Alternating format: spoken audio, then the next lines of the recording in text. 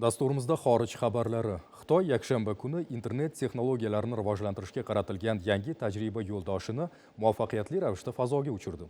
Yo'ldosh Sichuan viloyatidagi Sichan kosmodromidan Long March 2D raketa tashuvchisi yordamida uchirildi va belgilangan orbitaga chiqarildi. Mutaxassislarning ma'lum qilishicha, u asosan yangi texnologiyalarni sinovdan o'tkazish uchun xizmat qiladi. Jumladan, sun'iy yo'ldosh bilan mobil telefon o'rtasidagi to'g'ridan-to'g'ri aloqa o'rnatish hamda kosmik va yerusti tarmoqlarni integratsiya qilish imkoniyatlari tekshiriladi.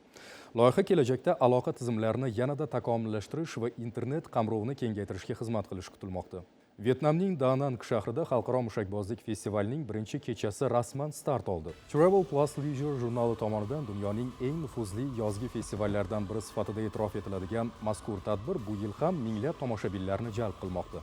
Festivalda dunyoning turli mamlakatlaridan kelgan 10 ta jamoa ishtirok etyapti. Tanlovni Vyetnam va Xitoy jamoalari ochib berdi. Vyetnam jamoasi Han daryosi uzra nurlar orqali shahar tarixi va zamonaviy qiyofasini namoyon etgan bo'lsa, Xitoy jamoasi Sharq guli nomli dasturni taqdim etdi. Tashkilotchilarning ta'kidlashicha, shou inson va tabiat o'rtasidagi uyg'unlik g'oyasini yoritadi hamda musiqa, san'at va yorug'lik uyg'unligini namoyish etadi.